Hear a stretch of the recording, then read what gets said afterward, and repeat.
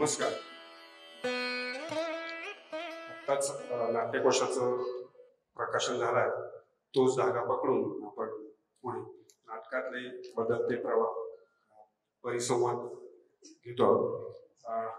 ह्याच्यात काही प्रश्न जरी असले तरी हा संवादाच्या रूपानेच होईल. तर आपण सुरुवात करूया. प्रेक्षक म्हणून खरं तर आपण नाटकातले बदल बघतोच आहोत, पण या प्रक्रियेत जे सहभागी आहेत त्यांच्याकडून त्याबद्दल जाणून घ्यायला आपल्याला नक्कीच आवडेल. तर योगेशजींना मला विचारायचं होतं पहिलंच आहे की मुळातच नाटकाचं प्रयोजन म्हणजे नाटक म्हणजे काय किंवा नाटकाचं प्रयोजन काय?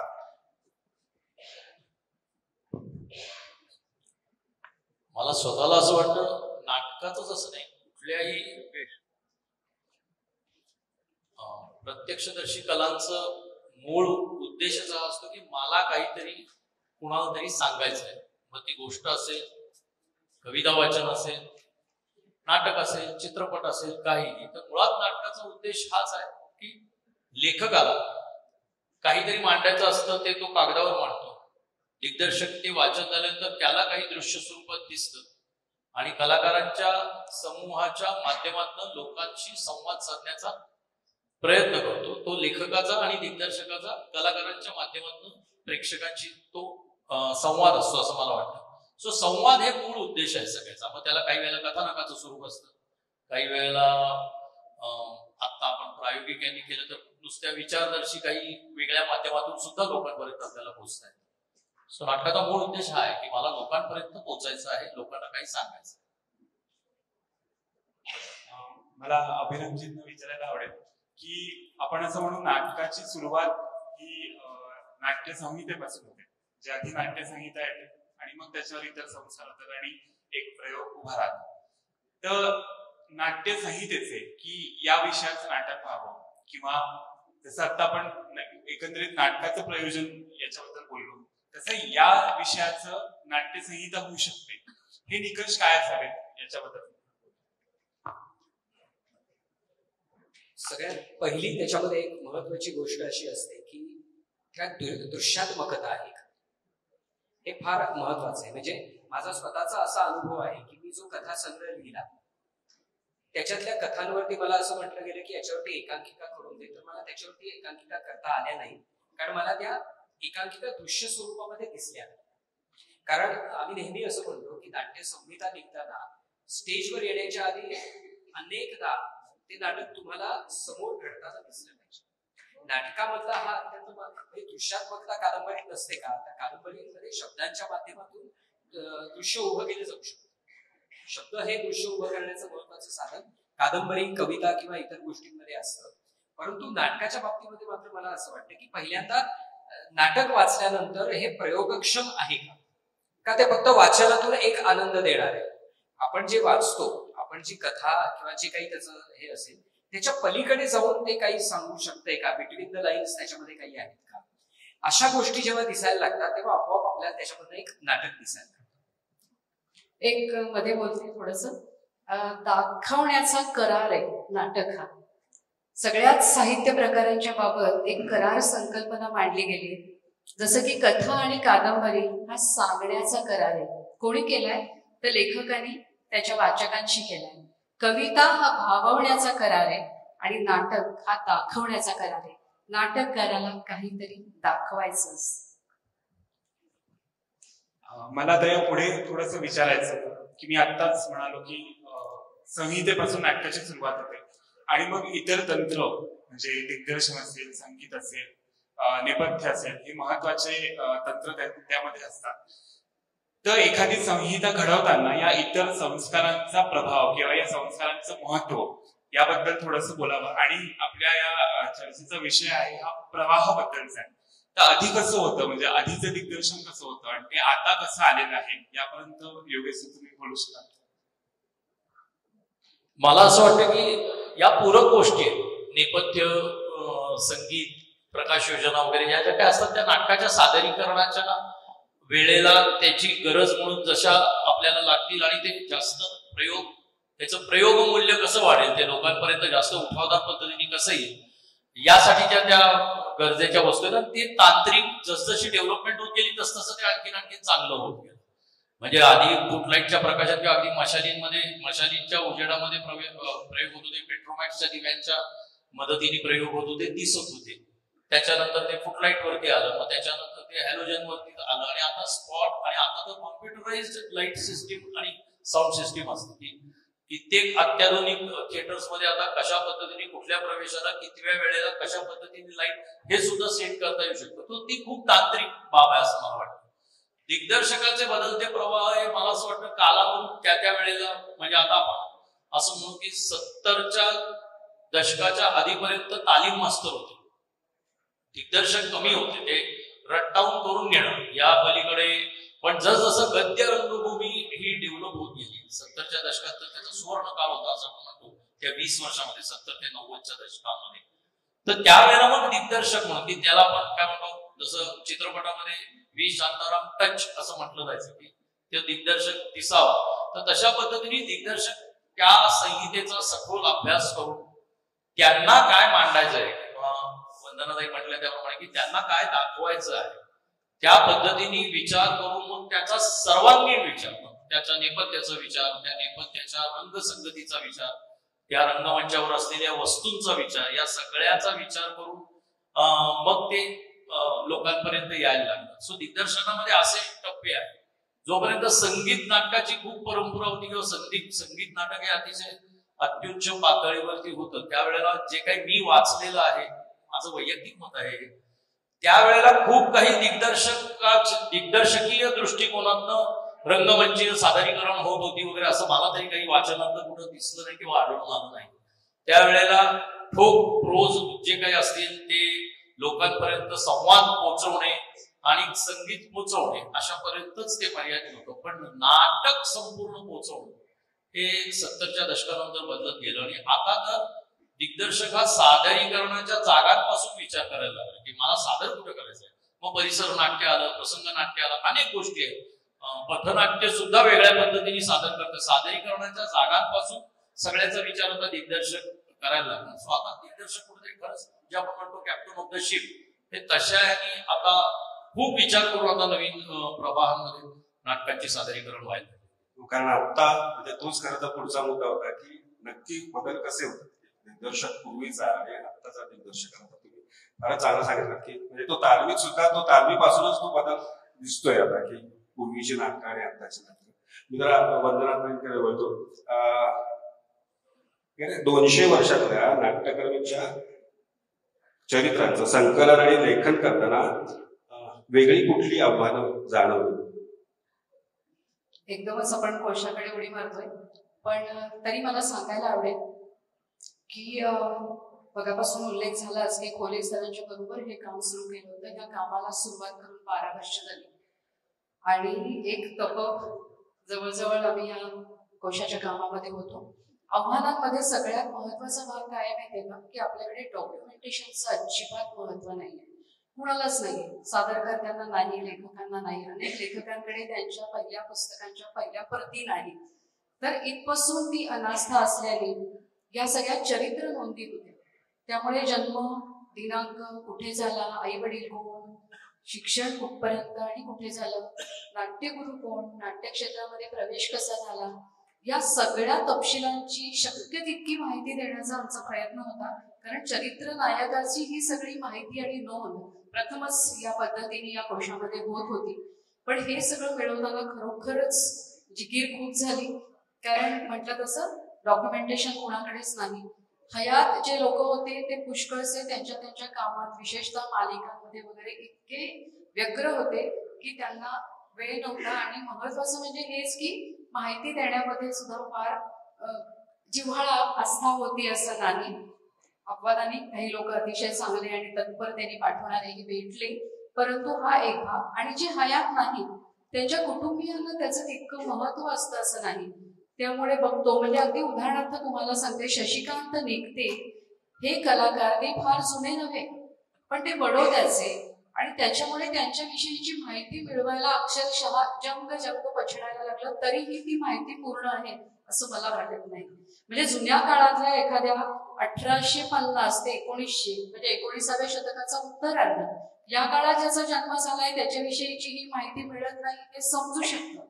परंतु आत्ताच्या अलीकडच्या काळातल्या सुद्धा लोकांची माहिती मिळत नाही. उदाहरणार्थ ग.के. काटार म्हणजे कवी झेंडा, तर यांचं पूर्ण नाव सुद्धा मिळालं नाही. माझी सगळ्यांना विनंती आहे की जर कोणाला कधी ते सापडलं तर जरूर कोशाच्या कार्यालयामध्ये ते कळवावं. अशा काही काही नोंदींमध्ये अपूर्णता राहिली आहे आणि त्या अपूर्णतेसह कोशाचं काम शेवटाला द्यावं लागलं. हे सगळ्यात मोठं आव्हान त्याच्यामधलं होतं. आणि सगळ्यात महत्वाची अजून एक गोष्ट अशी की नोंद लिहिणं हे काही फार मोठं बौद्धिक काम नाहीये. आम्हाला नका भाऊ असली कामं सांगू, कारण ह्या कामामध्ये माहिती गोळा करणं, वेगवेगळ्या ग्रंथालयांमध्ये जाणं, माणसांना भेटणं, मिळालेली माहिती अधिकृत आहे की नाही हे तपासून पाहणं, हे सगळं मगाशी पोहनेरकरांनी उल्लेख केला तसं धीर आणि चिकाटी या दोन्हीची परीक्षा पाहणारं काम होतं. त्यामुळे दिसायला असं दिसतं की 400-500 नोंदी आहेत आणि तुम्हाला 12 वर्ष का लागली, तर तो एक भाग. आणि ह्या प्रकारच्या कामासाठी फारसं कोणी उत्सुक नसतं. सुरुवातीला काही लोकांनी अगदी आनंदाने नोंदी लिहिल्या, 10, 12, 15 नोंदी लिहून झाल्यावरती 16वी नोंद लिहायचा त्यांना कंटाळा आला. हेही म्हणजे ज्याला आपण म्हणतो ना की पूर्णपणे कृतज्ञता भाव बाळगून सुद्धा असं म्हणायला लागतं की नंतर त्या सगळ्या नोंदी संपादक मंडळाकडे येऊन पडल्या. म्हणजे अलॉट केलेल्या, दिलेल्या, वाटून दिलेल्या नोंदी सुद्धा पुन्हा आपल्याकडे येऊन त्या तपासायला लागल्या. ही सगळ्यात मोठी आव्हानं या कामामध्ये होती असं वाटतं. त्याला जोडून एक प्रश्न असा की मग तुम्हाला काही बदल खरेच म्हणजे पूर्वीपासूनच्या आतापर्यंतच्या नाटकाचा अभ्यास काही बदल जाणवले का? कसे? नक्कीच जाणवला.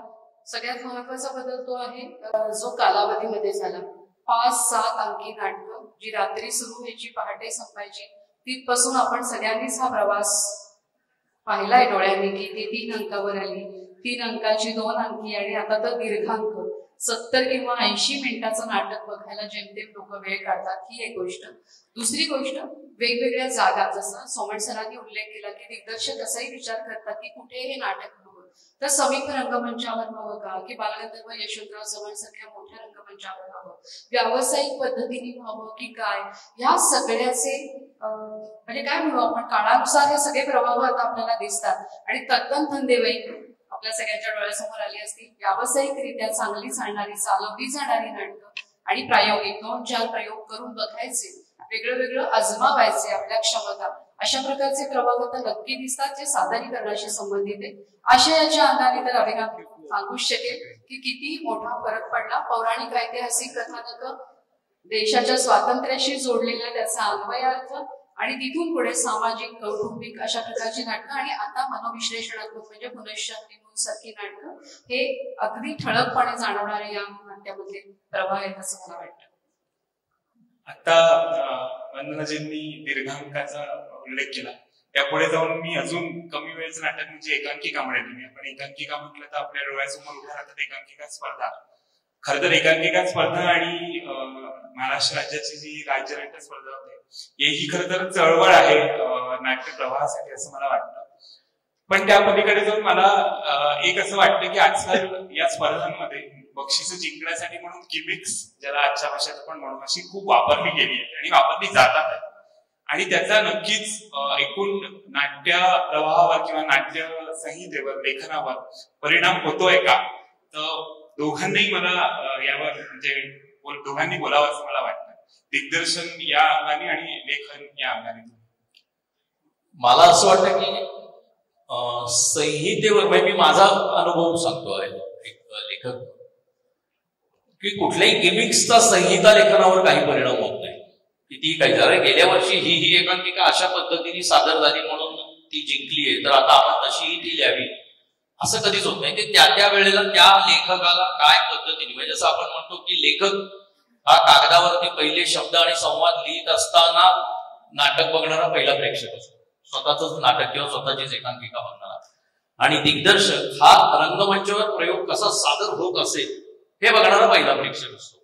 तर त्यामुळे कदाचित दिग्दर्शनाच्या याच्यामध्ये थोडंसं गिमिक्स किंवा या गोष्टीचा हे येऊ शकतो, पण लेखन करताना काही मला स्वतःला असं वाटत नाही की ते त्या गिमिक्सचा विचार करून नाट्यसंहिता लिहिली जाते असं मला वाटत नाही. ती त्या कथानकाला आणि काय पद्धतीने ती लोकांपर्यंत जावी या विचाराशीच प्रामाणिक राहून ती लिहिली जाते असं मला वाटतं. मला वाटतं की कुठलंही गिमिक हे पहिल्यांदा एक क्रिएटिव्ह माइंड मधनं आलेलं असतं की अमुक अमुक एखादी गोष्ट करायची आहे तर ती जरा अशा पद्धतीने करून बघू आणि काहीतरी एक त्याच्यातनं वेगळं आपल्याला हे होईल.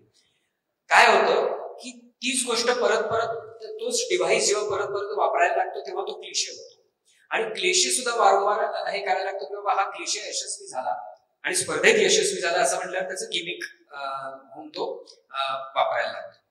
लेखनातल्या गिमिक बद्दल मला सुद्धा नेहमी असं वाटतं की सुरुवातीला लेखक म्हणजे आपल्याला असं दिसतं की लेखकाला काहीतरी वेगळं करावं असं वाटलं आणि त्याच्यानंतर जेव्हा त्याच्या लक्षात आलं की याच्यावर टाळ्या पडतात किंवा येतात तेव्हा ते म्हणजे काही जणांच्या नाट्यकृतींमध्ये आपल्याला सनसनाटीपणा दिसतो. तो सनसनाटीपणा जेव्हा सुरुवातीला एक धिटाई म्हणून आला किंवा धाडस म्हणून आला किंवा आजूबाजूला जे चाललंय त्याच्यापेक्षा मला काहीतरी म्हणावं असं वाटतं म्हणून आला तेव्हा तो डिव्हाइस होता किंवा ती सर्जनशीलता होती. पण त्या सनसनाटीपणाची एक किंमत कळल्यानंतर जेव्हा तो परत परत मुद्दामून आणला गेला तेव्हा तो क्लिशे झाला किंवा ते गिमिक झाला. तर लेखनाच्या बाबतीमध्ये वेगवेगळ्या पद्धतीने होऊ शकते की बाबा अमुक पद्धतीचे विनोद केले की गॅलरीवर मला टाळ्या मिळणार हे एकदा मला कळायला लागलं की त्या पद्धतीने मी स्वतःला रिपीट करायला लागतो. त्यामुळे मला असं वाटतं हा प्रोसेसचाच भाग आहे.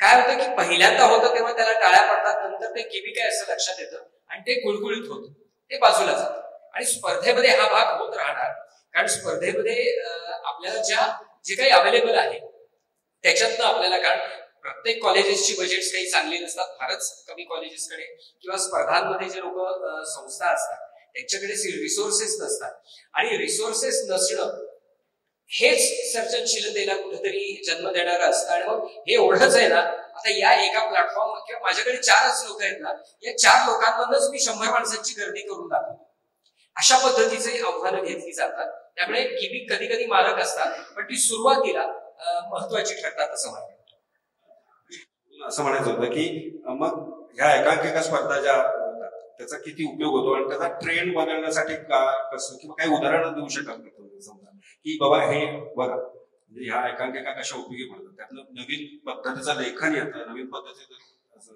दिग्दर्शन येतं नवीन पद्धतीचं सादरीकरण येतं असं काही.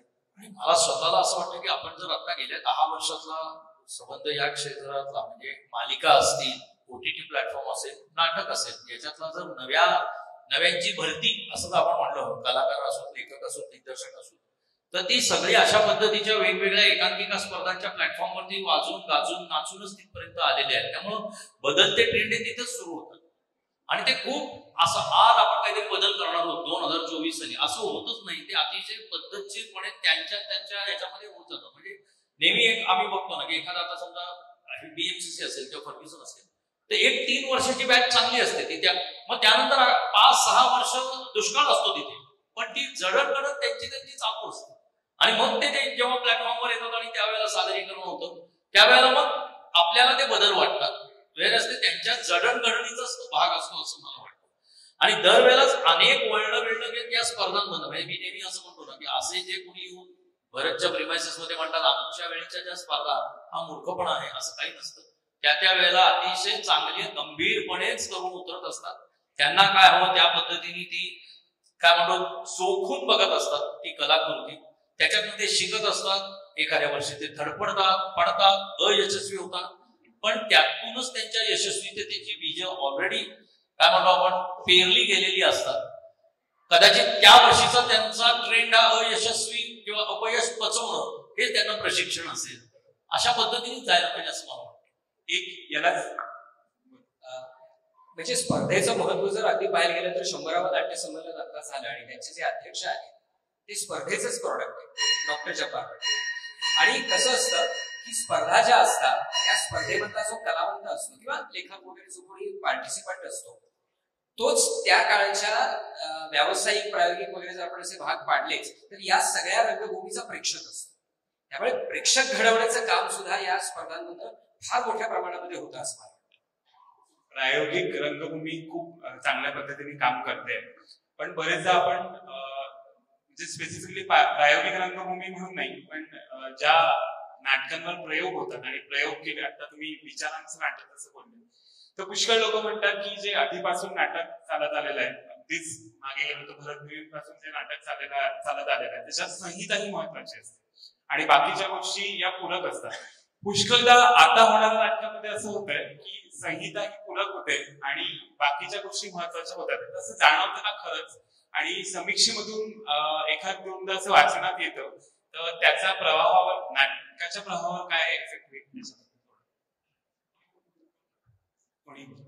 समीक्षेचा नाटकाच्या प्रभावावर? समीक्षेचा नाही, समीक्षा अशी होते बरेचदा की संहिता दूर राहते आणि बाकी गोष्टींचा प्रवाह जास्त होतो नाटकावर, आणि तीच प्रायोगिक नाटक आहे असा पण एक सूर असतो थोडाफार. मला स्वतःला असं वाटतं की आपल्याकडे आपण जे वाचतो वर्तमानपत्रातून किंवा इतर ठिकाणून, तर ती समीक्षा नसते, ते परीक्षण असते. माझं स्पष्ट मत आहे, म्हणजे मी माधव मनोहरांच्या पुस्तकामध्ये वाचलं किंवा ह्याच्यामध्ये जे त्यांनी ज्या पद्धतीच्या नाटकांच्या समीक्षा लिहिलेल्या होत्या, तर त्याच्यामध्ये नाट्य संहितेपासूनच्या प्रोसेसचा त्यांनी अभ्यास केलेला होता.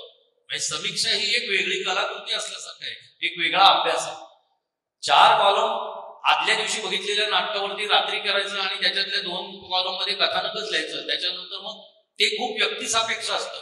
कथानक आवडलंय का नाही आवडलंय, तो कलाकार किंवा तो दिग्दर्शक जर आवडता असेल तर त्याच्याबद्दल आणखीन 4 ओळी लिहायच्या, आणि नावडता असेल तर अनुल्लेखनी मारायचं. अशा पद्धतीचा बिझनेस चालतोच. त्यांनी नाटकावर काय परिणाम होत नाही, किंवा ते परीक्षण वाचल्याने ना प्रेक्षकांवर काही परिणाम होतो ना काही. पूर्वी एक पद्धत होती अशी, त्यावेळेला 80 किंवा 90च्या दशकामध्ये चांगल्या वर्तमानपत्रातून काही दिग्गज चांगल्या पद्धतीने परीक्षण लिहित होते. त्यात डावून असायचंच, पण तरी चांगल्या पद्धतीने परीक्षण लिहित होते, आणि प्रेक्षक ते परीक्षण वाचूनही नाटकाला जायचे. पण नंतर त्याची क्वालिटी इतकी बिघडत गेली किंवा नंतर त्याच्याकडे दुर्लक्ष होत गेलं. नंतर नाटक बघण्याचे, सादर करण्याचे दृष्टिकोनही बदलत गेले. त्यामुळं आता एखादी समीक्षा वाचून किंवा परीक्षण वाचून प्रेक्षक वळतायत असं होत नाही. प्रेक्षकांना वाटलं तरच प्रेक्षक येतात. मग आता त्याच्यात बऱ्याचदा चेहरे महत्वाचे असतात. योगेश सोमणचा चेहरा असणं किंवा अभिरामजींचा चेहरा असणं आणि प्रशांत दामलेंचा चेहरा असणं जाहिरातीत, वर्तमानपत्राच्या, यात खूप फरक आहे. व्यवसाय हा त्यामुळे चालत जातो, तो परीक्षणामुळे चालतच नाही. तर आता तशा पद्धतीने बघितलं जातं. पूर्वी नाट्य लेखकांच्यामुळे, प्राध्यापक वसंत कानिटकरांचं हे नाटक आहे अशा पद्धतीने बघितलं जायचं. तदनंतर प्रकाश बुद्धिसागर, दिलीप कोलटकर या दिग्दर्शकांचा एक जमाना आला, म्हणजे विजयाबाईंचा वगैरे, आणि त्यांच्या नंतरचे ते सगळे कॉन्टेम्पररी की ज्यांच्या नाट्य दिग्दर्शनाला बघण्यासाठी म्हणून लोक नाटक बघायला जात होते. तदनंतर आता हळूहळू कलाकारांचे चेहरे महत्वाचे झाले. आता कदाचित हा ट्रेंड नंतर बदलेल पुन्हा. हा बदल हा सतत होत राहणार आहे, वर्तुळ आहे, ते बदलत राहणार. आपण आता हे तिन्ही, म्हणजे मी अशा कालखंडात नाटक करायला लागलो की मी त्यातले दिग्दर्शक आणि नंतर कलाकार यांच्या चेहरे आणि नावांमुळे नाटक हे व्हायला लागलं, बघायला लागलो. पण कधीच आतापर्यंत मला परीक्षण किंवा समीक्षा याच्यामुळे काही नाट्य लेखन, नाट्य सादरीकरण किंवा याच्यावर काही परिणाम होतो, यांनी असं लिहिले म्हणून आपण असं करू, असं होत नाही. काही वेळेला काही रंगकर्मींच्या बाबतीत एक असं होतं की असं काहीतरी केलं म्हणजे प्रायोगिक. असे कोणीतरी म्हटले किंवा त्यांचं आपण काहीतरी ऐकलं म्हणजे आपण काहीतरी प्रायोगिक करतोय. जसं थोडासा तो टिकलीचा भाग होता 70च्या किंवा 80च्या दशकामधला, दाढी गुंतलेली वाढलेली, थोडे केस वाढलेले, एक शब्द धरून गेले, तो प्रायोगिक. असा तो रस्त्याने चालणार आहे, सतत प्रकाश चेहरा, हातामध्ये सिगरेटच्या ऐवजी बिडीच पिईल, असं ते काहीतरी, असं काहीच नसतं. व्यक्तिमत्वावर कसं काय प्रायोगिक नाही का, पण असं एक होतं त्या काळामध्ये, असं काहीतरी वाटत होतं. अगम्य काहीतरी लिहिलं म्हणजे ऍब्सर्ड, असं नाही, असं नसतं. पण लोकांना काही वेळा वाटतं की त्यांचं चांगलं झालंय म्हणजे मला मी असंच काहीतरी केलं, असं काही काळापुरतं होतं, ते कायम नसतं असं मला वाटतं. शेवटी जोपर्यंत सुसंवाद चांगला राहू शकतो, कारण प्रेक्षक हा तिसरा भाग आहे ना. तुम्ही त्यांनी जर नाटकाकडे पाठ फिरवली तर त्यांना नाटक कळत नाही असंही म्हणण्याचा एक ट्रेंड आला होता, असं नसतं ना. त्यांना आवडलं नाही म्हणून त्यांनी पाठ फिरवली. सो त्याच्यामुळे प्रेक्षक हा तिसरा भाग आहे. मी तरी या पद्धतीनेच आतापर्यंत लिखाण करत आलेलो आहे किंवा नाटक करत आलेलो आहे की मला जे मांडायचे ते बघायला समोर रिकाम्याच खुर्च्या असतील तर उपयोग काय, ते भरले पाहिजे, ते बघितलं पाहिजे, त्यांनी बघितलं पाहिजे, आणि मग तुम्हाला काय हवं त्या पद्धतीने मोल्ड करून तुमची कलाकृती त्यांच्यापर्यंत आणा. सो मला नेहमी असं आतापर्यंत वाटत आहे की तुम्हाला जे मांडायचं ते त्यांनी बघितलंच पाहिजे. हा कुठेतरी डोक्यामध्ये दिग्दर्शकाच्या आणि लेखकाचा सुद्धा विचार असलाच पाहिजे. अन्यथा जसं आपण म्हणतो की बुकिश नाटक ही परंपरा नष्ट का झाली, आता त्याचं सादरीकरणही नाही झालं आणि त्यांना प्रेक्षकही सादरीकरण नाही झालं तर प्रेक्षक कसे झालं. सो तशाच पद्धतीने नाटक पूर्णत्वाकडे कधी जातं, ते बघितलं जाईल तेव्हा, ते सादर होईल तेव्हा. ते संहितेत राहिलं तर वर्षानुवर्ष ते माझ्यापुरतीच ती नाट्यकृती आणि ती संहिता असते. ती नाटक केव्हा होते, तिसरी घंटा होऊन पडदा उघडल्यानंतर 2 तास, 2.25 तास अथवा 90 मिनिटं अथवा 40 मिनिटं ती सादर होईल त्यावेळेला ती कलाकृती पूर्ण होते. आणि ती पूर्ण करण्यासाठी समीक्षण किंवा परीक्षण या कुठल्या गोष्टींचे परिणाम होत नसतात. प्रेक्षकांचा दृष्टिकोन या गोष्टीचे मात्र नक्की परिणाम होत असतात. आणि तो तर ट्रायल एररचा खेळ आहे असं म्हणतो. एक याच्यावर मला बोलायचंय. मला नेहमी असं वाटतं, it's not a poet's business to watch a reviewer, it's reviewer's business to watch poet. कुठल्याही समीक्षकाला नवीन नाटक येत आहे, पुढे काय होणार आहे हे कळलेलं नाही. चेकॉवचं सीगल नावाचं नाटक जेव्हा सादर झालं आणि त्याच्यामध्ये लोक जेव्हा पाठ करून बसले आणि इथे काही सीन होता, म्हणजे पात्र पाठ करून बसली होती, तेव्हा दुसऱ्या दिवशी रिव्ह्यू असा आला होता, अत्यंत फालतू, अत्यंत टाकाऊ आणि विकार असं एक नाटक झालं पाहिजे. त्यामुळे आणि दुसरा त्याच्या प्रयोजनाबद्दलचा जो पहिला प्रश्न निघाला होता, आपल्याकडे नाटकावर आणि नाटककारांवर समीक्षकांनी प्रयोजनं लादली. तुमच्या नाटकातलं काय असलं पाहिजे? एका स्पर्धेला मी परीक्षक होतो, मी, कुमार सोनी आणि अजून 2 जण. एक अप्रतिम सस्पेन्स थ्रिलर सादर झालं आणि त्याला बक्षीस मिळालं, म्हणजे आम्ही बक्षीस दिलं पहिलं. ती मुलं चकितच झाली. म्हटलं, अरे उत्तम नाटक केलं, तुम्हाला काय आश्चर्य वाटलं? नाही म्हणजे आमचं नाटक बेस्टच झालं होतं, पण आमच्या नाटकात काही सामाजिक संदेश नव्हता ना, मग बक्षीस कसं मिळालं? म्हणजे हे लादलेलं प्रयोजन होतं. गंमत अशी आहे की नाटक हे प्रायोगिकच असतं, म्हणजे प्रायोगिक व्यावसायिक असं काही फार मला भेद असतो असं मला वाटत नाही. प्रायोगिकता हा स्वभाव असतो, तो तुमच्या स्वभावात प्रयोगशीलता हा स्वभाव असतो, ते तुमच्यात असतं किंवा नसतं, मग तुम्ही कुठेही का. पण आपल्याकडच्या तत्कालीन समीक्षकांचा बघण्याचा दृष्टिकोन इतका संकुचित होता. अगदी उदाहरणच द्यायचं झालं तर पुष्पा भावेंनी विजया मेहता जेव्हा व्यावसायिक रंगभूमीवरती गेल्या तेव्हा इतकं हास्यास्पद विधान केलं, अरेच्या विजयाला सुद्धा शेवटी तिथेच जावं लागलं, सगळ्यांना जावंच लागतं का?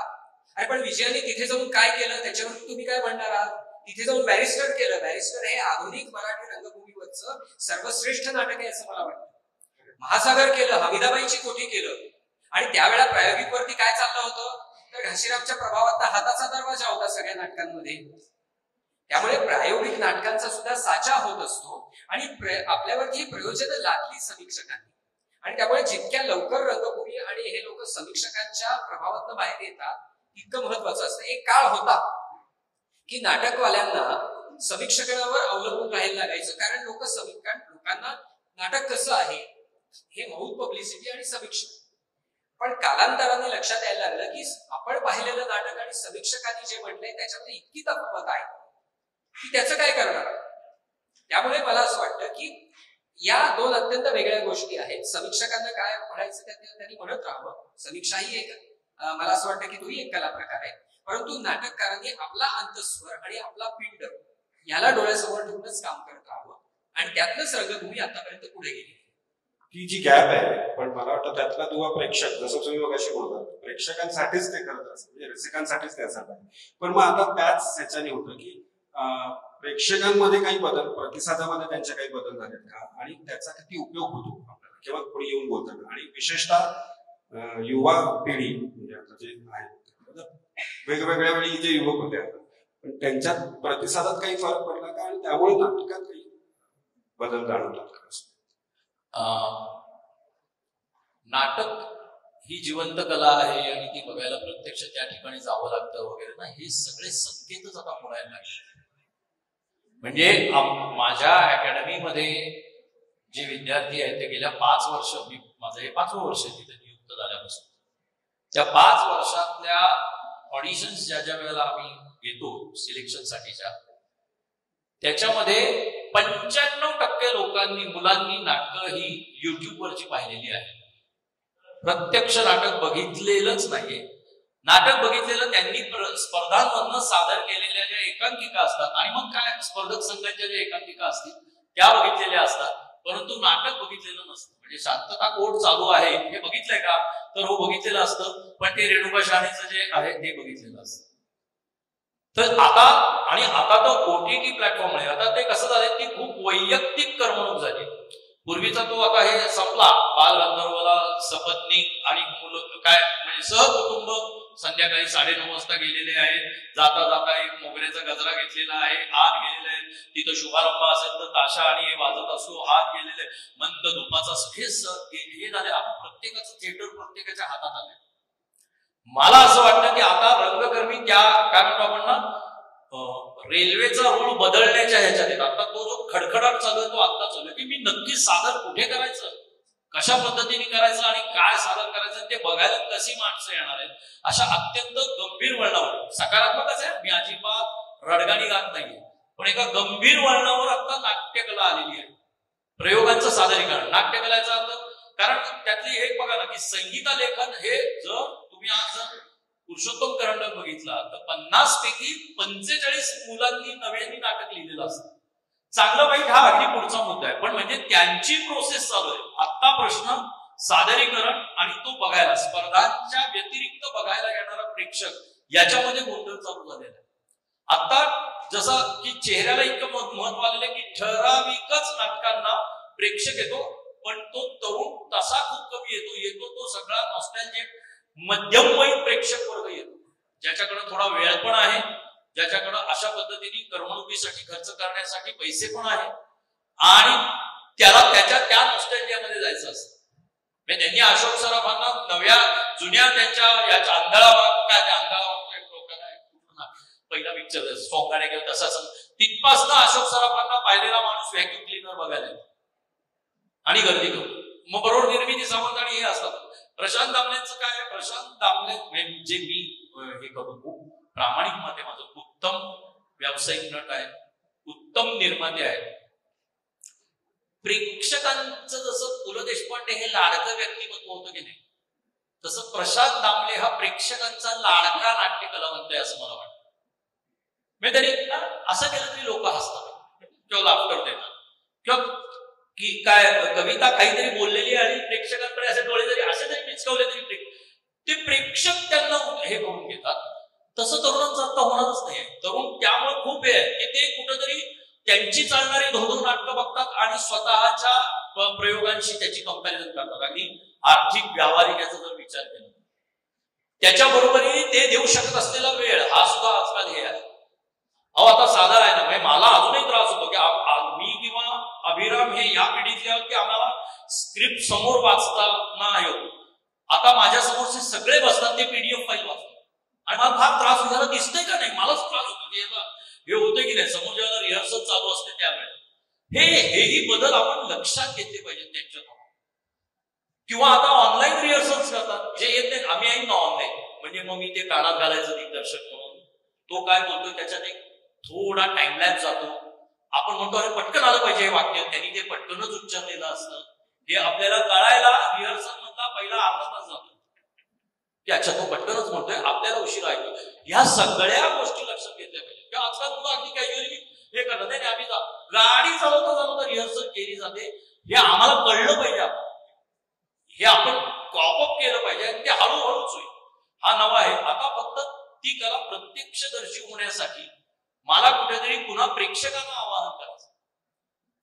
कसं झालंय, 500 रुपये तिकीट झालंय सगळ्यात पहिलं आणि आपल्याकडे आपला जो नाटकाचा प्रेक्षक बघितलं का पहिल्या 4 रांगातूनच असाच असतो. तो मागं नाही बसत. तर पहिल्या 4 रांगामध्ये जेव्हा 6 जणांचे किंवा मित्रमंडळी घेऊन 5 जण झाले तर 2,500 रुपये एका नाटकासाठी खर्च होतात. तर ते एखाद्या दीर्घांकासाठी, नव्या मुलांनी केलेल्या दीर्घांकासाठी खर्च होणार आहेत का? ते होत नाही.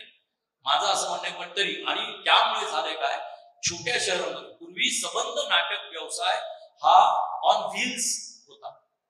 प्रवासामध्ये नाट्य व्यवसाय चालत होता. तुम्ही जुन्यांचे सगळ्यांची चरित्र, आत्मचरित्र बघा की सगळ्यांचे दौरे, दौऱ्यातल्या आठवणी, दौऱ्यामधनं ते नाटक चालू, हे दौरेच बंद झाले. शनिवार रविवार नाटक झालेलं आहे फक्त.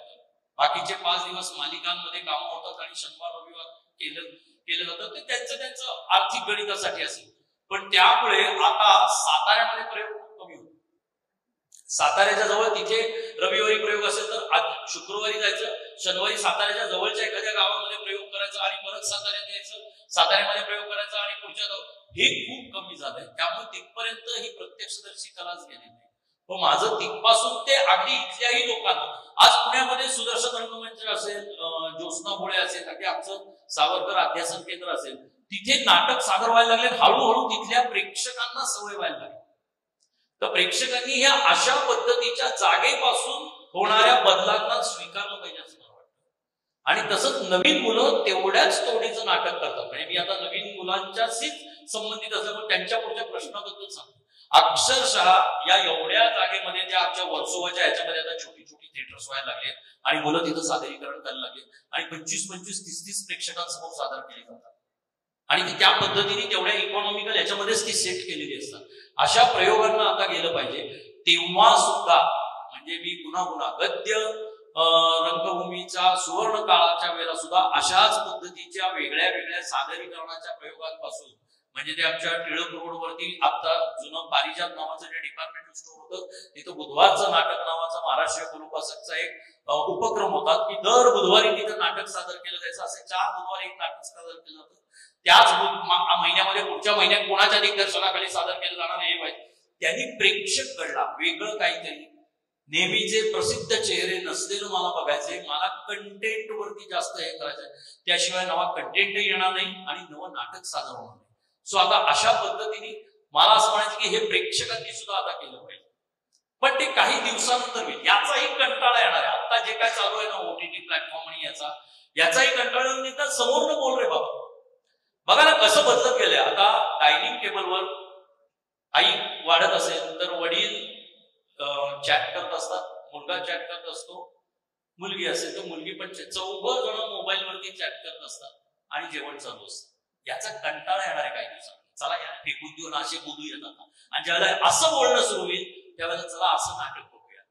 तोपर्यंत खेळ चालू ठेवायचा ही जबाबदारी असं मला वाटतं. पण सुदर्शनने चालू केलेली चळवळ असं पण म्हणूया, ती बॉक्स पर्यंत येऊन थांबतो, तर ती स्वागतार्ह आहेच ना. हो निश्चित. फक्त आपल्या गंमत अशी आहे ना की आपल्याकडे ऑनलाईन रिहर्सल्स होतात, पण अजूनही नॉर्थ ईस्ट आणि या भागामध्ये ऑनलाईन रिहर्सल्स होत नाही. कारण त्यांचं नाटक देहबोलीवर आधारित, म्हणजे त्यांचं नाटक ऑनलाईन रिहर्सल होऊच शकत नाही. कारण इतका त्याच्यामध्ये शरीराचा वापर असतो, वेगवेगळ्या प्रकारचं काही म्युझिक असतं किंवा या सगळ्या. तर म्हणजे आता मला रतनथियमच्या नाटकातला एक फार छान सीन आठवतो. चक्रव्यूह नाटकामध्ये जेव्हा अभिमन्यूला पोटामध्ये आहे आणि कृष्ण सांगतो आहे चक्रव्यूह कसं असतं ते, आणि नाटक तो सांगता सांगता सांगता सगळे त्याचे नट होते. त्यांनी एक छान रोल केला आणि मंजिरे असतात ना ते वाजवायला लागले आणि त्या मंजिऱ्यांचा आवाज अशा पद्धतीने होता की प्रेक्षकांना सुद्धा असं वाटायला लागलं की आपल्याला एक असं छान सुंदर असं ग्लानी येते की काय असं वाटायला लागलं. आणि त्या सगळ्या याच्यामध्ये आतमध्ये त्या गोलाच्या बाहेर कृष्ण आहे आणि आत अभिमन्यू आहे तो लहान, आणि तो ते सगळं ऐकत ऐकत फिरतोय. आणि एका पॉइंटला लक्षात येतं की आईला झोप लागली आहे आणि मग कृष्ण म्हणतो की ठीक आहे की आता झोप, असं म्हणून तो जायला लागतो. आणि आतल्या अभिमन्यूची तडफड दाखवली की मला ऐकायचं आहे आणि तो सांगू शकत नाहीये बाहेर की तू बोल, आणि कृष्णाला ते कळत नाहीये. आता ह्याची रिहर्सल ऑनलाईन होऊच शकत नाही.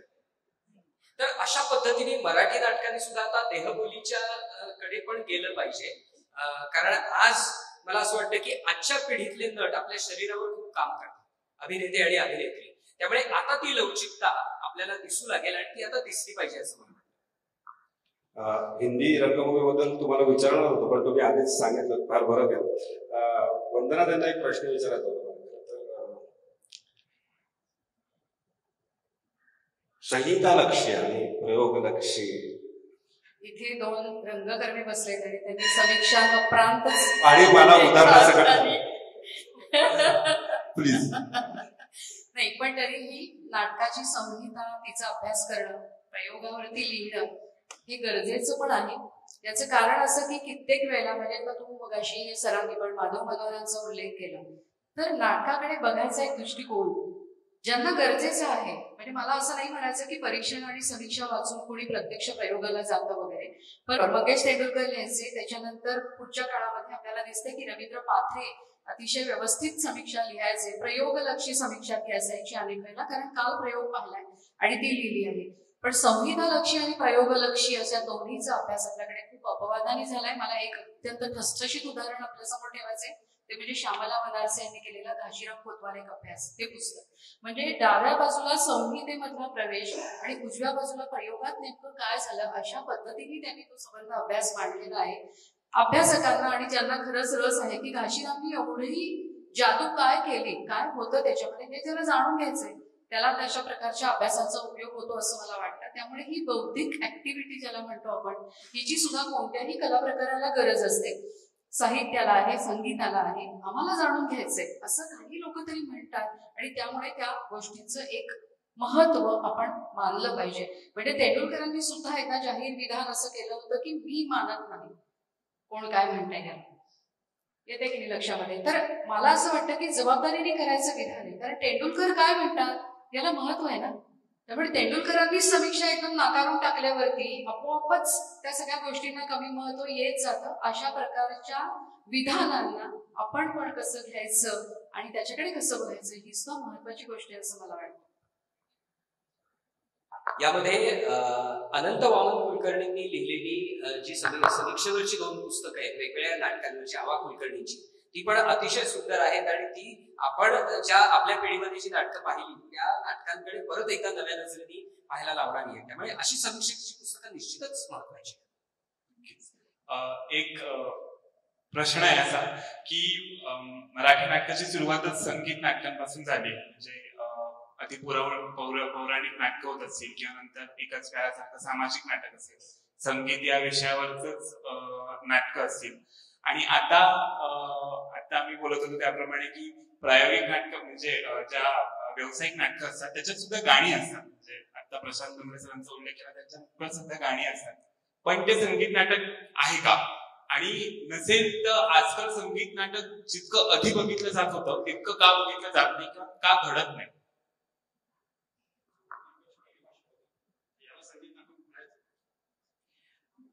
हा, मला असं वाटतं ना की संगीत नाटकांनी कात टाकून वेगवेगळ्या प्रकारचे, जसं कट्यार काळजात घुसली, हे एक वेगळ्या प्रकारचा त्यांनी हे केला होता. त्यामुळे संगीताची परिभाषा बदलत जाणार, म्हणजे संगीत नाटकाची, आणि ती संगीत नाटकांनी स्वीकारली पाहिजे. वेगवेगळ्या प्रकारचे आता डबल लाईफ नावाचं विजय गोखलेचं नाटक आहे, ते सुद्धा नव्या पद्धतीचं आहे. त्यामुळे संगीत नाटकांनी सुद्धा मला असं वाटतं की वेगवेगळ्या पद्धतीने बदल स्वीकारले पाहिजे याच्यामध्ये. पण आपलं जे संगीत नाटक म्हणून जे आपण म्हणतो आहोत त्याला एक शास्त्रीय नाटकाचा बेस होता, म्हणजे शास्त्रीय संगीताचा बेस होता. त्यामुळे त्याचं महत्व एक वेगळं आहे. त्यामुळे जसं लेकुरे उदंड झाली आणि आपल्याला म्हटलं पाहिजे, संगीतिका म्हटलं पाहिजे. त्यामुळे शास्त्रीय याच्यावरती आधारित असलेलं संगीत नाटक जे आपलं होतं त्याचंही एक महत्व आहे.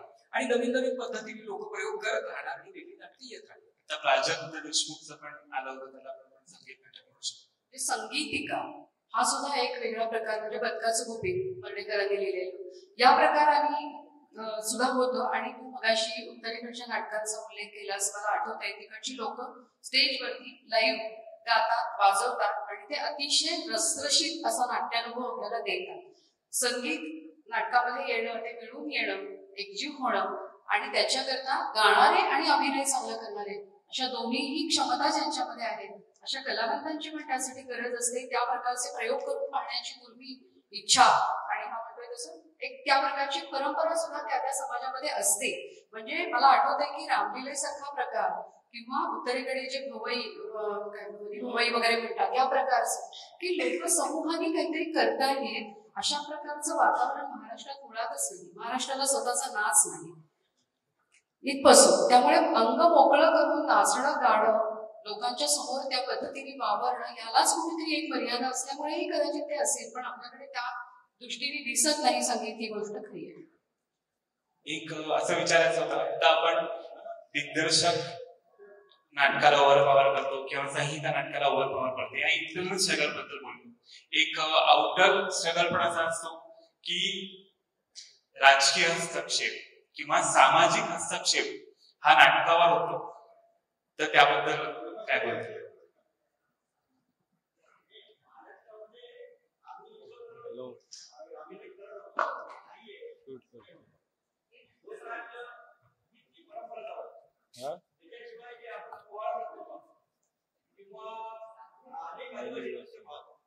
ते समूहाने आपला अभिनय व्यक्त करत असतात, त्याच्याकडे आपण पाहत नाही. म्हणजे आपल्या आजूबाजूला जे आहे ते आपण नीट अभ्यासलं तर आपण असं म्हणू शकतो की आमच्याकडे एक मोठी परंपरा आहे, पण ती छोट्या ग्रुपमध्ये आहे. आपण आदिवासी म्हणून सोडून दिलंय, पण आता जमान्यांचं जे होळीच्या नंतर नसते दरवाजावर ते कधी पाहिलं किंवा बोहरी समाजामध्ये आहे, वारली समाजामध्ये आहे, तरापा हातात घेऊन नाचणं आणि अभिनय करणं हे आहे.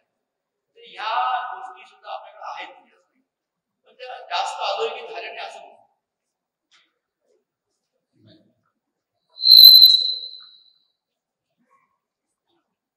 राजकीय आणि सामाजिक हस्तक्षेप म्हणजे बंदी बिंदी नाटकावर येणं वगैरे असं. हा म्हणजे आता काय आहे त्याच्यात पुन्हा दोन्ही मी जरा मोकळा नाटकामध्ये तरी बरेचदा होतो. मला असं वाटतं की मी हे नेहमी म्हणत आलेलो आहे की जर हे प्रेक्षकांसमोर आहे आणि तुमचं व्यक्ती स्वातंत्र्य आणि सादरीकरणाचं स्वातंत्र्य म्हणून तुम्ही म्हणता, तर मग प्रेक्षकांना प्रतिक्रिया स्वातंत्र्य द्यायला पाहिजे. तिथं दिलं त्यांनी प्रतिक्रिया व्यक्त केली की तुम्ही म्हणणार आमचं व्यक्तिमत्व व्यक्ती स्वातंत्र्य तुम्ही मारता, पण तुम्ही ज्या वेळेला काय सादर करता, मी पुन्हा पुन्हा म्हणतो की तुम्हाला त्याचं भान ठेवलंच पाहिजे असं मला वाटतं. निर्भीडपणे मांडण्यासाठी म्हणून मग हेही एक तुमच्या डोक्यात ठेवा की आपल्याला समोरूनही प्रतिक्रिया येणार आहे, हे लक्षात आलं पाहिजे. आता याचा दुसराही एक भाग आहे की प्रतिक्रिया आली आणि थोडा आरडाओरडा गदारोळ झाला की नाटक चालतं किंवा सिनेमा चालता, असाही विचार करून करणारी माणसं आहेत. सादरीकरणाच्या आधी आता या सोशल मीडियाच्या माध्यमावरती तुम्ही काय पद्धतीने कमेंट करता आणि काय देता आणि त्याच्यावरून होणारा गदारोळ आणि त्याच्यावरून एक भूमिका तयार करणं किंवा एक पार्श्वभूमी तयार करणं, अशाही पद्धती आजकाल आपण पाहिलेल्या आहेत. सो त्यामुळे आणि तरी त्या मानाने नाटकावरती खूप कमी होतो. सिनेमांचा हे होत नाही, नाटकावरती त्या मानाने खूप कमी होतो, पण तुम्ही त्याची तयारी ठेवली पाहिजे असं मला. मी त्याचा एक मोठीबंद माझं स्वतःच उदाहरण आहे. गणपती बाप्पा मोरया नावाच्या माझ्या 2 अंकी नाटकावरती मी ज्या विचारसरणीचा आहे त्याच विचारसरणीच्या लोकांनी ऑब्जेक्शन घेतलेलं होतं. त्याच विचारसरणीच्या लोकांनी ऑब्जेक्शन घेतलं होतं. सनातन प्रभात नावाच्या त्या काय ते त्यांचं निघायचं पाक्षिक, त्याच्यावरती याला मारून टाका अशा पद्धतीचा फतवा निघाला होता. मी कोर्टात लढलो. कुणाशी लढलो कोर्टात? मी त्यावेळेचे तत्कालीन लोकसभा अध्यक्ष मनोहर जोशी यांच्याशी लढलेलो होतो मी कोर्टात आणि जिंकलो होतो. मला प्रयोगाला परवानगी मिळाली कायद्याच्या ह्याच्यावरती. सो त्याची तयारी ठेवली पाहिजे. सगळे माझे जसं ते म्हणतो ना, समोर लढणारे सगळे आमचेच होते जे कोण होते. पाठीवर तुला तरी काय गरज होती गणपतीवर लिहायची असं म्हणणारे होते, पण नीट वाचल्यावरती सांगणारे होते ना की नाही याच्यात काही ऑब्जेक्शन येत नाही. रोज ते 10 दिवसात आपण जे काय करतो तेच लिहिलेलं आहे त्याच्यामध्ये.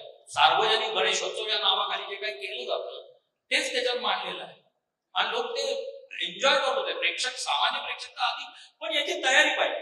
माझं असं म्हणणं, हा खेळ आहे, तो समोर नाही येणार ना, बघू ना काय कशा पद्धतीने उत्तर द्यायचं.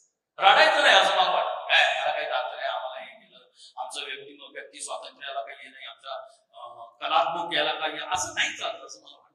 तुम्ही त्यांच्यासाठी करताय ना, मग केलं पाहिजे. आणि दुसरं मला त्यांना उत्तर म्हणण्यापेक्षा मला स्वतःला असं वाटतं की आदिवासी नृत्य असेल हे सगळी स्वांत सुखाय कला प्रकार, हे प्रत्यक्षदर्शीसाठी नाहीये. त्यांना उठून स्टेजवर आणणार तुम्ही आता अशा पद्धतीचं होळी नृत्य करा असं म्हणणं म्हणजे मग ती त्यांच्यासाठी त्या कलेचा उगम हा त्या समूहाच्या आनंदासाठी झालेला. नाटक हे एकदम वेगळं आहे. नाटक हे त्यांनी बघणं यासाठीच तयार केलेलं आहे. हा त्याच्या त्या कलांचा अंतर्भाव करता येऊ शकेल, पण या कलांची निर्मिती ही त्यासाठी झालेली. मला उठून वाचावं असं वाटलं, याला उठून वाटलं आणि पुन्हा वाटलं, आणि आम्ही त्या होळीच्या सणाच्या दिवशी जे कुठले सण असतील त्या सणांच्या वेळेला लोक नृत्य केलं, ते सादरीकरणाचं नाही असं म्हणतात. तमाशा हा सादरीकरणच आहे ना. पण हेच मला म्हणायचंय की त्या काय म्हणल्या की आपल्याकडे महाराष्ट्रामध्ये ओरिजिनल स्वतःचा नृत्य प्रकार नाहीये जो इतर ठिकाणी आहे. अहो काय हा लक्षात घ्या तुम्ही, तसा नृत्य प्रकार शेवटी लावणी सुद्धा इतर नृत्य प्रकारांचा अमॅलगमेशन आहे. इथं जे सादर होत होते त्याच्यासाठी त्यांना शास्त्रीय नृत्य शिकावं लागतं. ते महाराष्ट्रात नाहीये. महाराष्ट्राच्या कला प्रकारांमध्ये शास्त्रीय नृत्य असं स्वतःच नृत्य नाही असं आपण अभयचा प्रश्न थोडासा तुम्हाला बोलायचंच आहे, पण मी तुम्हाला बोलायलाच सांगणार आहे नाही की तेच परत की सामाजिक किंवा राजकीय भूमिकांचा आपण असं थोडं म्हणू की काय त्याचा परिणाम कसा होतो, मग त्या लेखनावर होतो का. आता सामाजिक तर होतच असणार, कारण काहीतरी घडतं ते आपण बघत असतो, तर त्याचे परिणाम कसे होतात किंवा त्याच्यामुळे बदल कसे होत जातात पूर्वीपासून आतापर्यंत. तुम्ही जर जसं मी आता म्हटलं त्याप्रमाणे की आजूबाजूला जर वातावरण असं असेल, अरे हा सामाजिक प्रश्न मांडतो बरं का, अरे बघा याची सामाजिक बांधिलकी दिसते, आणि त्याला जर म्हणजे गंमत अशी आहे की एका चित्रपट समीक्षकांनी एका सिनेमाबद्दल छान म्हटलं होतं, मी तुला या सिनेमासाठी सामाजिक बांधिलकीचे 10 पैकी 10 मार्क देतो, अरे पण उरलेला पेपर सिनेमाचा आहे, सिनेमा म्हणून तू काय केलंस. आपल्याकडे तुम्ही जसं म्हटलं ना प्रयोजन लादली, त्याप्रमाणे कलात्मक उणीवेला सामाजिक बांधिलकी भरून काढायचं आहे का, हा महत्वाचा प्रश्न आहे. त्यामुळे हे झिरपत जातं की अरे बापरे माझ्या नाटकामध्ये मी जर सामाजिक बांधिलकी दाखवली नाही तर मग माझं हे आता सुद्धा मी भूमिका घेतली नाही म्हणजे मी माझ्यामध्ये काहीतरी उणीव आहे किंवा अशा पद्धतीने काहीतरी वाटायला लागतं, आणि हे जेव्हा फोर्स्ड असतं ना तेव्हा ते लक्षात येतं. पण जर खरोखरच मला एखाद्या प्रश्नाबद्दल बोलताना काही म्हणावंसं वाटलं तर ते मला म्हणता आलं. ज्याचा त्याचा प्रश्न सारख्या नाटकामध्ये मी अगदी इथपर्यंत की शिक्षणात देव हटवला पाहिजे, पण शिक्षणात देव हटवला पाहिजे असं म्हणणारा अभिराम बडकमकर त्यावेळेला पुरोगामी असतो, पण इन्शाल्लाह मध्ये ज्यावेळेला मी असं म्हणतो की पुराणापासून सगळ्या धर्मग्रंथांची चिकित्सा झाली पाहिजे, की म्हणतात की हा बहुतेक छुपा दिसतोय. हे सामाजिक वातावरण आहे ना, हे आपल्याकडच्या अभिव्यक्ती स्वातंत्र्याला मारक आहे. अभिव्यक्ती स्वातंत्र्याचा लढा आहे जो आपला तो दुटप्पी आहे. साधी गोष्ट अशी आहे, त्या एम.एफ. हुसेननी म्हणजे आपण जेव्हा मी मुस्लिम धर्माबद्दल लिहिलं इन्शाल्लाह, त्या लोकांनी मला असं सांगितलं की अरे तू आधी आपलं घर साफ करावं, म्हणजे परत ते आपलं घर त्यांचं घर असं आपल्या मनामध्ये ते वेळी आपण आहे हे ते बोलतात, हे त्यांच्या गावी नव्हतं. पण गंमत अशी आहे की एम.एफ. हुसेननी स्वतःच्या धर्मातली देवतळी हे करून चित्रकारी काढली, त्याला परधर्मीयांच्या देवी देवतांच्या बद्दल काढायची परवानगी आपण दिली. बरं त्यांनी ती चित्र काढली आणि त्यावेळेला आपल्याकडचा सगळा जो कलात्मक माहोल होता सामाजिक बांधिलकी म्हणजे सगळा आविष्कार स्वातंत्र्य म्हणून बाहेर पडला आणि त्यांनी ते सगळं एन्जॉय केलं सगळं जे होतं. कालांतराने त्याला सिनेमा काढायची दुर्बुद्धी झाली. त्यांनी टेल ऑफ 3 सिटीज नावाचा एक सिनेमा काढला मीनाक्षी शेषाद्रीला घेऊन, त्याच्यातली कलात्मकता जागी झाली आणि त्यांनी एक गाणं तयार केलं जे उर्दू पुराणातले जे आयत आहेत त्यांना घेऊन केलेलं होतं. संध्याकाळी त्याला फोन आला, हे गाणं चालणार नाही. त्याच्यातला आविष्कार स्वातंत्र्यवादी जो होता तो झोपला, त्यांनी ते गाणं विड्रॉ केलं. त्याच्यासाठी रस्त्यावर येणारी जी माणसं होती त्यांनी सुद्धा त्याला असं नाही म्हटलं अरे हे कसं काय तुझं आविष्कार स्वातंत्र्य आहे. त्यामुळे आमचं आविष्कार स्वातंत्र्य आम्ही जर सॉफ्ट कॉर्नर बघून आणि सोयीस्कर जर आपण ते बाहेर काढत असू तर ते चुकीचं आहे. महाराष्ट्रातल्या भारतातल्या आविष्कार स्वातंत्र्यवादी चळवळींना पाठिंबा मिळत नाही याचं कारण त्याच्यातलं दुटप्पीपणा लोकांच्या लक्षात आहे आणि म्हणून त्याला फारसा पाठिंबा मिळत नाही. ही गोष्ट खरीच आहे. उलट माझं म्हणणं असं आहे की मराठी रंगभूमी सारखी लोकशाहीवादी रंगभूमी नाही. इथे एकाच वेळेला गांधी विरुद्ध गांधी सारखं नाटक होतं, मी नथुराम गोडसे होतं, गांधी विरुद्ध आंबेडकर होतं, अंबा होतं, बा होतं, हे सगळी नाटकं होतात. याचं कारण असं की लोक पाहायला तयार आहेत ना. लोकांच्या समोर तुम्ही नाटक घेऊन जा त्याच्यामुळे. पण प्रॉब्लेम असा होतो की मला जर असं वाटत असेल की नाही बाबा मला हे नाटक झालं पाहिजे पण ते नाटक आलं तर मी मात्र त्याला विरोध करतो. अशा प्रवृत्ती अशी नाटकवाल्यांचीच आणि आविष्कार स्वातंत्र्यवादी लोकांचीही प्रवृत्ती असल्यामुळे आपल्याकडच्या आविष्कार स्वातंत्र्याबद्दल असा प्रश्न विचारला जाऊ शकतो ते असावं की नसावं. ते निश्चितच असावं, पण त्या सगळ्यांसाठी ते सारखं असावं. कुठलंही नाटक अडवलं गेलं तरी मला असं वाटलं पाहिजे अरे आधी नाटक बोलूया मग नाटकावर बोलू. आपण बसून टीका करू त्या नाटकावर, ते आपण नाटक खोडून टाकू. पण तसं होत नाही, ते व्हायला पाहिजे असं मला वाटतं. आपण थोडं पुढच्या पिढीकडे वळूया.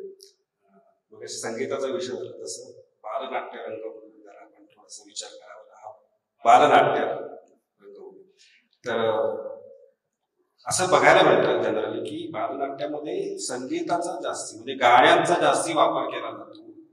तर ते कितपत म्हणजे पटण्यासारखं म्हणजे आपण कंटेंट काय देतो मुलांना, गाण्यात रमवतो. पूर्वीचं संगीत नाटक जे आपण आता मगाशी बोललो ते फारच वेगळं होतं. त्याचे उद्देशच वेगळं होतं. संगीत पोचवायचंच होतं, ते शास्त्रीय संगीत होतं. पण आता मग मुलांना फक्त रमवण्यासाठी त्या संगीताचा वापर केला तो बालनाट्यामध्ये तर त्याचा परिणाम म्हणजे ती पिढी घडण्यासाठी होणार आहे का या बालनाट्यांचा, किंवा मग त्याच्याबद्दल तुम्ही काय? मला असं वाटतं की रंजकता वाढण्यासाठी गाणं आणि नृत्य, पर्टिक्युलरली इथं बालनाट्याला असणारा प्रेक्षक शेवटी हे दृकश्राव्य कला प्रकार आहे जो समोर सादर होत असतो. मग त्याच्यासाठी ते जास्त श्रवणीय कसं होईल आणि ते जास्त बघणीय कसं होईल, बघण्यासारखं त्यात हरवलं जातं त्या याच्यामध्ये नाही, हरवणार नाही. मुळात आता बालनाट्य चळवळ नावाची चळवळ राहिली आहे का, इथपासून आपण चर्चा केली पाहिजे असं मला वाटतं की ज्या कालखंडामध्ये, कारण जसं की प्रेक्षक हा त्यांच्या बालपणापासून तयार होत होत होत होत मोठा झालेला आहे, होतो असला पाहिजे. आता बालनाट्य तशी होतात का, किंवा बालनाट्य हा असा काहीतरी दृष्टिकोन किंवा उद्देश घेऊन सादर केली जातात किंवा तयार केली जातात किंवा लिहिली जातात का, हे बघणं पाहिजे, हे बघितलं पाहिजे, याच्याकडे विचार केला गेला पाहिजे. मग अगदी प्रशिक्षण कार्यशाळांपासून पालकांनी मुलांना त्या प्रशिक्षण कार्यशाळेत धाडण्यापासूनचे त्यांचे उद्देश काय असतात. सुट्टीमध्ये घरी कटकट नको म्हणून 4 तास तिकडे जाऊ दे, हा एक उद्देश असू शकतो. किंवा 10 दिवसात माझा मुलगा स्टँडअप कॉमेडी करायला झाला पाहिजे, किंवा माझी मुलगी लगेच इथं उभं राहून तिने काहीतरी एखादं सादर केलं पाहिजे, जेणेकरून घरातल्या सगळ्या लोकांसमोर, नातेवाईकांसमोर, येणाऱ्या कार्यक्रमाच्या समोर मला ते इतक्या माफक बुद्धी. आणि नाहीतर मग टीव्हीवरचे जे काही कुठल्या ऑडिशन आणि हे असतील त्याला मिळाली पाहिजे संधी. मग बरोबर तुम्ही अशा उद्देशाने गेले की तशाच पद्धतीच्या जाहिरातीची कार्यशाळा घ्या, हमखास संधी, आणि मग फसलं म्हणून बोंब नाही मारायचं. तुम्हाला तुमच्या मुलांना घडवायचंय कसं, खरंच चांगला कलाकार म्हणून, माझा म्हणे कलाकारी नव्हते, एक चांगला प्रेक्षक म्हणून बनण्यासाठी सुद्धा अशा पद्धतीच्या कार्यशाळा अतिशय गरजेच्या असतात, कारण त्यांना त्या कलाकृतीच्या बेसपासून काही गोष्टींचा अनुभव मिळतो. तर तिथपासून सुरुवात केली पाहिजे. तर आता सध्याच्या याच्यामध्ये बालनाट्याला असा काही हेच नाही. मे महिन्यामध्ये शिबिरं चालतात आणि मे महिन्यामध्ये त्यांचे प्रयोगही होतात वगैरे, तरी जरी असले तरी त्याला मिळणारा अतिशय माफक आणि हे प्रतिसाद बघता ते सुद्धा मी जसं मगाशी म्हणलो तसं की रंगभूमीच्या या रेल्वेचा ट्रॅक बदलण्याच्या याच्यामध्येच बालनाट्याची सुद्धा एकेकाळी ती चळवळ होती का, तर त्याच्या पुढे जसं आपण म्हणतो प्रायमरी शिक्षण, माध्यमिक शिक्षण, महाविद्यालयीन शिक्षण, त्याच्या प्रायमरी शिक्षणाची गरज माध्यमिक आणि महाविद्यालयीन शिक्षणाच्या त्या प्लॅटफॉर्मसाठी होती. म्हणूनच त्यांच्याच संस्थांनी त्यांच्या बालनाट्याच्या विंग्स सुरू केलेल्या होत्या आणि ती भरती होती नवीन कलाकारांची, लेखकांची, दिग्दर्शकांची. आता तसं कुठं राहिलेलं नाही. मुलं त्यांच्या पद्धतीनेच करतात. मुळात मुलांना आवडतंय का पालकांना आवडतंय, तिथनं पहिलं सुरुवात आहे की कशासाठी हे होते. त्यांना आवडायला लागेल तेव्हा त्यांचं रूप ते करतील, आणि मला असं वाटतं की पुन्हा त्याच्यामध्ये सुधारणा होईल. राहता वेळेला प्रश्न गाणं आणि नृत्याचा हे, तर शेवटी संगीत, नृत्य आणि अभिनय या सगळ्याचा एकत्रित परिणाम म्हणजे नाटक असतं. त्या तिन्हीचा अंतर्भाव यात असतो. आणि बालनाट्याच्या स्टेजवरती ती मुलं जेव्हा असतात तेव्हा नक्कीच गाणं, नृत्य, रिदम, सूर या सगळ्याचाही त्यांच्यावरती एक चांगला सकारात्मक परिणाम होतो. आणि त्यामुळे मला असं वाटत नाही की त्याचा जास्त काही काय म्हणतो आपण प्रादुर्भाव होतो आहे बालनाट्यामध्ये, असं मला स्वतःला वाटत नाही. त्याच्या घडण्यामध्ये ते घडू देतच मला वाटतं. नाटकामध्ये आर्थिक गणित पण खूप महत्वाची असतात. आणि म्हणजे अगदीच आम्ही हा विषय घेणार होतो आणि 1 महिन्यापूर्वी मला स्वतःला एक अनुभव असा आला की मी एक एकांकिका दिली आणि मी माझ्या नागपूरच्या मित्राला दिली आणि पॅरेंटिंग माझ्या मुंबईच्या एका मैत्रिणीला पण दिली. मुंबईच्या मैत्रिणीने मला लगेच सांगितलं की मी आता प्रॅक्टिस सुरू करतोय. नागपूरच्या मित्रांनी पागल आहे का मी, एवढं मी उभं कुठून करू आणि मी शेत कुठून दाखवू आणि मी पाण्याचे. तर अशा वेळी जेव्हा स्पेसिफिकली नागपूर सारख्या शहरामध्ये किंवा छोट्या शहरांमध्ये अशी वेगळी नाटकं किंवा सामाजिक नाटकं जी अशा कारणामुळे, आर्थिक कारणामुळे अडतात, तेव्हा काय करायला हवं, दिग्दर्शकांनी काय करायला हवं किंवा नाट्य संस्थांनी काय करायला हवं याबद्दल काही बोलतो. मला स्वतःला असं वाटतं की लेखकांनी लिहिल्यानंतर दिग्दर्शक ज्या वेळेला ही जबाबदारी दिग्दर्शकाची, समांतर रंगभूमीचा विचार करता आपण आता व्यावसायिक रंगभूमीचा विचारच नको करायला, परंतु समांतर रंगभूमीचा विचार करता ही जबाबदारी दिग्दर्शकाची आहे की जे मला दाखवायचंय त्याला खर्च किती येणार आणि तो आपण उभा कसा करणार. मग तो बाय कॉन्ट्रीब्युशन येणार आहे का, दिग्दर्शकच त्या कंपनीचा मालक आहे का, ज्या संस्थेमध्ये त्या हौशी संस्थेकडनं जे करणार त्या संस्थेला आपल्याला बजेट द्यायचंय. आणि ते नुसतं एका प्रयोगाचं 2 प्रयोगाचं नाही तर कुठेतरी डोक्यात किमान 25 प्रयोग व्हायला पाहिजे ते करायचं. मी माझं 35 वर्षाचं जर रंगभूमीचं जे काही व्यावसायिक लेखन वाईज काही केलं असेल, पण बरंचसं माझं काम आहे समांतर रंगभूमीवरती आणि सेमी प्रोफेशनल ऍक्टिव्हिटी मी जास्त करतो. आणि त्यामुळे मला हे अगदी पटतं आहे की लेखकांनी मग त्या दिग्दर्शकांनी लेखकाच्याशी बसून संहितेमध्ये सुद्धा योग्य ते बदल केले पाहिजेत की जे मला इकॉनॉमिकली परवडू शकणार आहे. पण ते 25 प्रयोगांसाठी 10 प्रयोग 2 प्रयोग केले, एक स्पर्धेचा केला, मग तिथनं काय मिळते का बघू, मग पुढचे करू. नाही, करताना तुम्ही अशी अमाऊंट घेऊन बसा की मला याचे 25 प्रयोग करता येतात. एक. नंबर 2, याच्यामध्ये आपण सगळे आपलं आपलंच मिळून करतोय असं न करता त्याला एक व्यावसायिक दृष्टिकोन असलाच पाहिजे. 2 रुपये द्या, पण त्या कलाकाराला प्रत्येक प्रयोगाचे 2 रुपये मिळाले पाहिजे. 1 रुपया ठरवा. मग लेखकापासून दिग्दर्शकापासून सगळ्यांना आपली 12 जणांची टीम आहे, आपण 12 रुपये पर प्रयोग हे त्याच्यासाठी दिलेले असते. होतं कसं माहितीये का, थोडे दिवसानंतर 4-5 प्रयोगानंतर टेक्निशियन्सना पैसे दिले जातात, कारण त्यांचं पोट आहे असं म्हटलं जातं. आपण यांनी वेळ दिलाय त्याचं काय, हा भले नोकरी करून संध्याकाळच्या वेळेला येत असेल, पण त्यांनी वेळ दिलेला आहे त्याची काहीतरी. तुम्ही जोपर्यंत त्या कलाकृतीची किंमत तुमच्या मनात झोपत नाही तोपर्यंत तुम्हाला रिटर्न्स मिळायला सुरुवात होते असं माझं.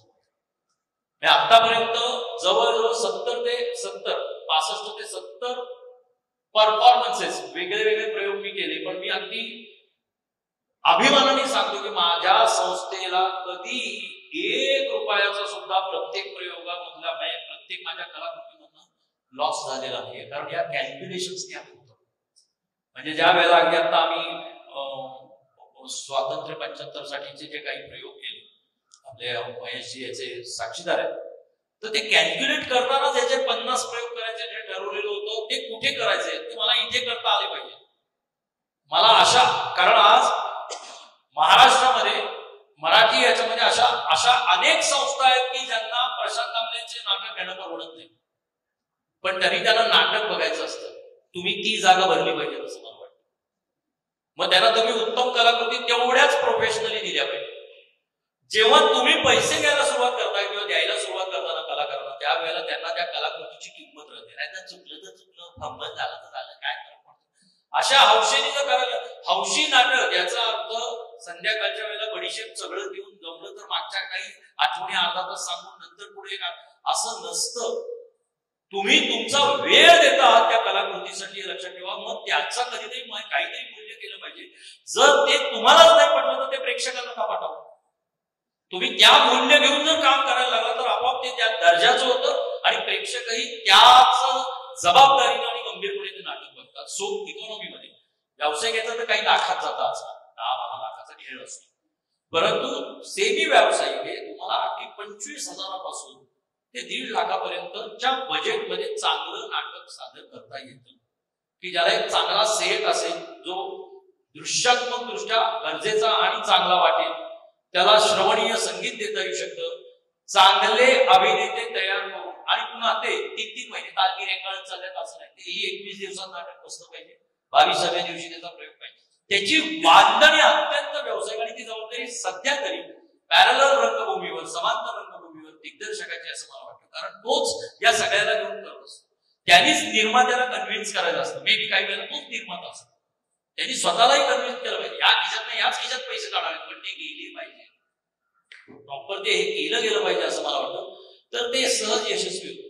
तुमचा PR वाढला पाहिजे, संस्थांचा PR वाढला पाहिजे. माझ्याकडं आज प्रयोग केल्यानंतर भले ते 15-20 वर्षाची ती आमची कष्ट आहे, पण एकदा प्रयोग रंगमंचावरती आल्यानंतर कमीत कमी 25 प्रयोग महाराष्ट्रभरात त्याचे होतात. याचं गणित बांधलं गेलं.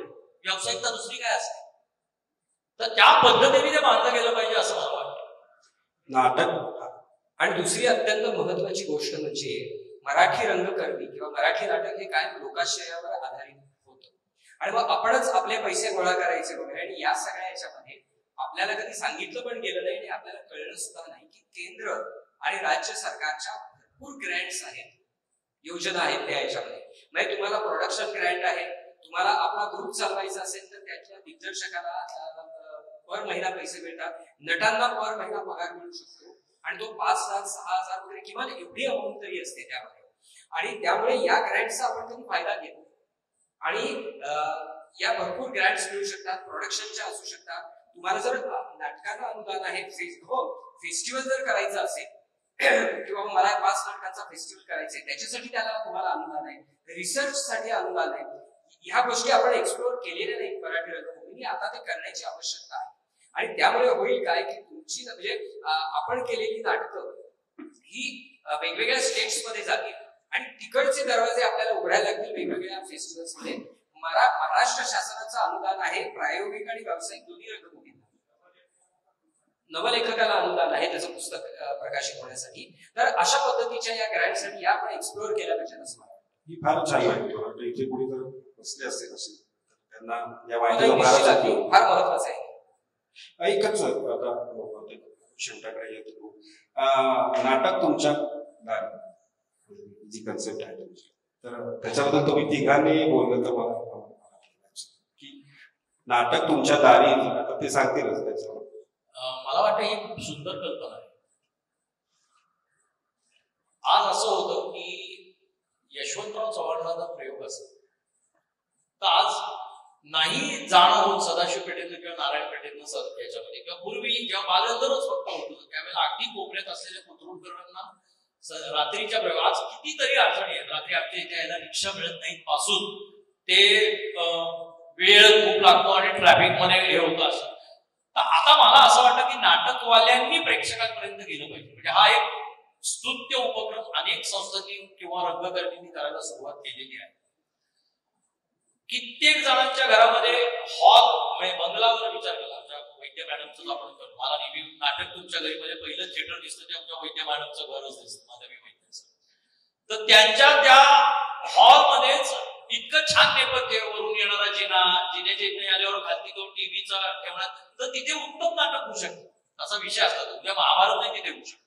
परंतु तुम्ही तसा 1-2 पात्रांचा किंवा असा जर विषय घेतला तर एक 10-12 जण समोर बसलेले आणि इतक्या इंटिमेट याच्यामध्ये खूप चांगला आणि पुन्हा याच्यामध्ये उत्तम पद्धतीने विचार प्रवर्धन सुद्धा याच्यात जेवढी इंटिमसी आहे तेवढं तुम्ही एखाद्या चांगल्या विषयावर, म्हणजे मीच ज्याचा पुरुषोत्तम कर्ण मिळाला होता, मी जेव्हा प्रोफेसर कर्ण करत होतो, त्यातलं नातं नावाचं एकांकिक आहे. तो ऍक्च्युअली दीर्घांक आहे, 1 तास 20 मिनिटाचा.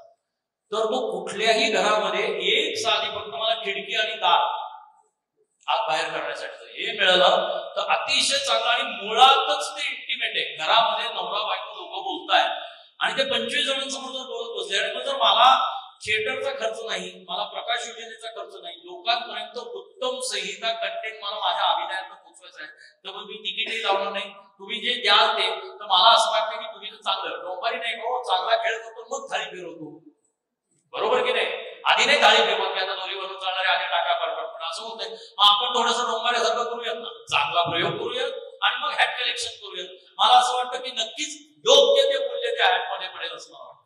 पण अशा पद्धतीने सलग प्रयोग होऊ शकतात. असे अनेक जण आहेत की जर असं आता ज्यांनी केले ना त्या सगळ्यांचे म्हणजे 20-20 दिवसाचे प्रयोग बुक व्हायचे जेव्हा त्यांनी असं हे केलं त्यावेळेला.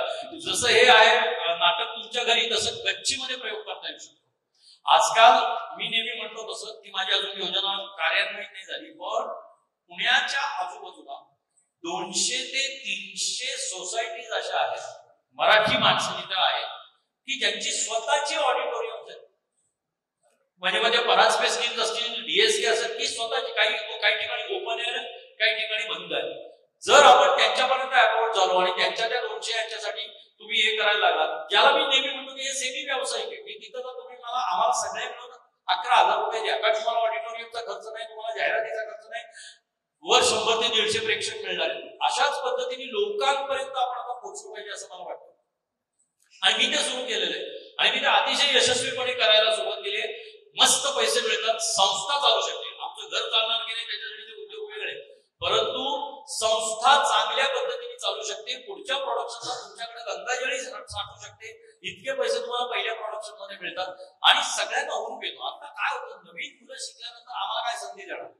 आणि संस्कार भारतीचं काम करताना सुद्धा मला आलेली नाट्यविधेचं काम करताना येणार, मग आम्हाला काय मिळणार? आम्हाला काय मिळणार? मग त्यांना जर या अशा पद्धतीने 40-40, 50-50 प्रयोग करायला मिळाले तर ते पॉलिश होतात. अशा पद्धतीने रंगकर्मींची एक टीमच्या टीम उभी राहते. त्याच्या बरोबरीने जर तुम्ही 40 प्रयोग केले तर 40 गुणिले 200 ऍव्हरेज धरा, एवढे तुमचे प्रेक्षक तयार होतात आजच्या प्रयोगालाच.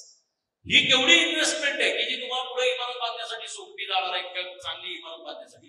सो या 2-3 स्कीम सध्या खूप चांगल्या चालू आहेत. आणि हे काय शेवटी सगळे मार्ग बंद झाल्यानंतर मांजर सुद्धा उडी मारते. तसे सगळेच मार्ग बंद झाले, तारखाही नाही, हेही नाही, भरमसाठ जाहिरातीची आहे. पण वर्तमानपत्राकडे आजकाल कोणी बघत नाही. खरं सांगायचं तर वर्तमानपत्राची जाहिरात वाचून प्रेक्षक येणं हे होत नाही. मग होतंय काय तर सोशल मीडियावर. मी गेल्या 3 वर्षापासून माझ्या सर्व नाटकांच्या जाहिराती या सोशल मीडियावर असतात आणि सक्सेसफुली जातात. मी नेहमी तेच म्हणतो ना की माझी कंपॅरिझन मी यशस्वी निर्मात्यात करतोच दामल्यांबरोबर, पण माझेही एकंदर प्रयोग लॉस मध्ये गेलेले नाही. हा, त्याला लाखो रुपये मिळाले नसते, मी मर्सिडीज घेऊन फिरलो नसेल, पण कलेचा आनंद, नवीन मुलांना घडवण्याचा आनंद, नवीन मुलांना इमिजिएट संधी देण्याचा आनंद आणि यशस्वी व्यवसाय केला पाहिजे. समांतर रंगभूमी अशाच पद्धतीने काम करत राहिली तर खूप यशस्वी लोकांना खूप चांगल्या पद्धतीने नाट्यानंद दिला असं मला वाटतं. नक्कीच. नाटकवाले म्हटलं की नाटकावर किती वेळ बोलू शकतात आणि ही चर्चा खूप छान झाली. नक्कीच आम्हाला आनंद झाला आणि ऐकणाऱ्यांना पण त्याच्यातून बरंच काही मिळालं असेल. प्रत्येक नाटकवाल्याच्या मनात असतं की नाटक घडत राहो आणि तेच आपण म्हणूया आणि नाटकाच्या वरती ती प्रार्थना करूया की नाटक घडत आलं आणि नाटक यापुढेही घडत राहील. आज 3ही मान्यवरांनी खूप छान आपलं मनोगत व्यक्त केलं आणि ते नक्कीच नाटकात रस असलेल्यांसाठी एक मार्गदर्शन ठरेल. त्याच्यामुळे मी योगेश सरांचे, अभिराम सरांचे आणि वंदना मॅडमचे तिघांची मनापासून आभार मानतो आणि हा चर्चेचा कार्यक्रम इथे समाप्त झाला असं घोषित करतो. धन्यवाद.